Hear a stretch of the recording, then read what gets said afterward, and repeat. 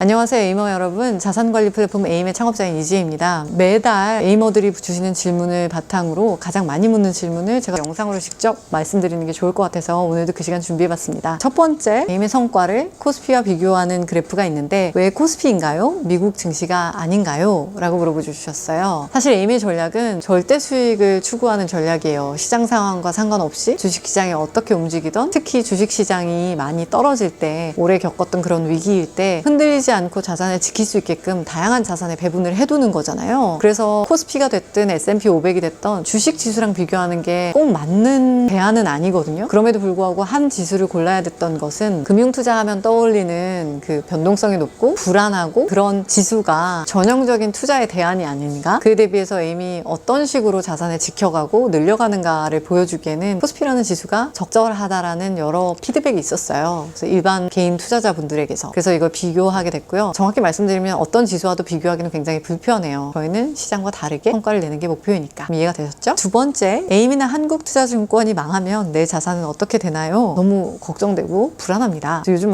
경기가 또 불안하니까 이런 게 걱정이 되시나 봐요. 근데 걱정 안 하셔도 돼요. 에임이 가지는 가장 특장점 중에 하나예요. 자산을 누군가에게 맡기는 개념이 아니라 자산이라는 것은 내 이름으로 아파트를 사는 거나 마찬가지로 등기소에 등록이 되잖아요. 우리나라도 국가 공인기관인 예탁결제원이라는 곳을 통해서 어떤 유가증권, 여러분들이 소유하게 되는 현금 대신 늘어날 수 있는 자산을 가지게 되는 거잖아요. 아파트를 가지게 되듯이 건물을 소유하게 되듯이 유가증권이라는 자산을 내 이름으로 갖게 되는 건데 요걸 증권사가 사실 기록 보관하느냐? 아니에요. 예탁결제원이라고 하는 국가에서 인증한 제3의 기관에서 보관을 하게 됩니다. 특히 유가증권 말고 현금 자산, 달러가 됐든 원화가 됐든을 가지신다면 은행에서 예금자 보험을 들어두었듯이 따로 보험으로 관리가 돼요. 그래서 에임이 망해도 증권사가 망해도 여러분들의 자산은 안전하게 잘 보관됩니다. 세 번째 질문 있어요. 각 종목별 자산 배분 이유와 디테일한 정보를 알고 싶습니다. 좀 더 자세한 정보들을 에임앱에 구현할 생각은 없으신가요? 라는 질문이었어요. 종목 기반의 사고는 에임에서 지향하는 부분이에요. 저희는 포트폴리오 전체를 짜고 그 안에서 하나의 팀 플레이잖아요. 각각의 자산 유형들, 종목 단위도 아니에요, 사실. 주식이나 채권이나 달러나 금이나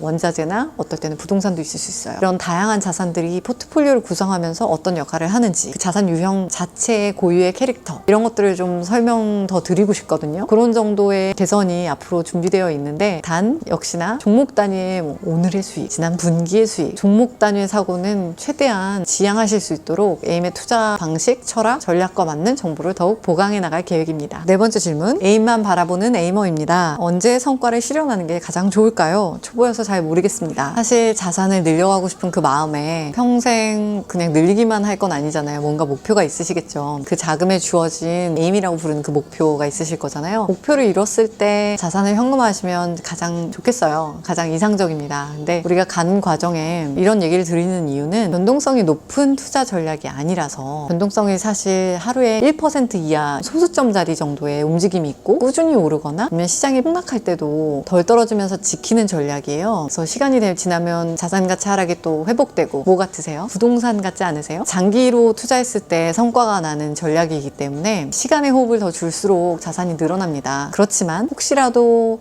급하게 현금이 필요하실 때는 언제나 있을 수 있으니까 변동성이 낮은 전략이니만큼 필요할 때 알려주시면 오늘 하든 내일 하든 큰 차이 없이 현금화를 위한 자문을 또 드릴 거예요. 늘어나지 않던 현금을 늘어나는 유가증권이나 달러로 바꿔두었고, 이걸 다시 우리가 바로 쓸 수 있는 원화로 바꾸는 거는 이 자산을 매도하는 일만 하면 되거든요. 그리고 부동산과는 달리 매일매일 거래를 아주 쉽게 낮은 비용으로 할 수 있는 ETF라는 금융상품으로 짜두었어요. 그래서 여러분들이 걱정하시지 않고 기노업으로 정말 자산관리 꾸준히 하셔서 목표를 이루셨으면 좋겠는데, 혹시라도 자산 가치를 바로 현금화 하시고 싶으시면 앱내에서 현금화 신청을 해주시면 됩니다. 최근에 팬데믹 이슈 이후에 몇 달을 정말 힘들게 지나갔지만 요즘 들어서 증시가 가파르게 상승하고 있습니다. 혹시 이에 따라 에임이 추가 리밸런싱 계획이 있는지요? 또 재밌는 질문인데요. 저희가 단기 호흡으로 자산의 비율을 바꾸는 전략을 드리지 않아요. 그래서 지금 현재 국면은 여전히 리스크 오프라는 국면이고요. 이 국면에서는 변동성이 높기 때문에 굉장히 불안한 시기를 경험하기도 하고, 어느 순간 또 그렇게 많이 떨어졌던 주식 자산들이 스르륵 오르기도 해요. 특히 우리나라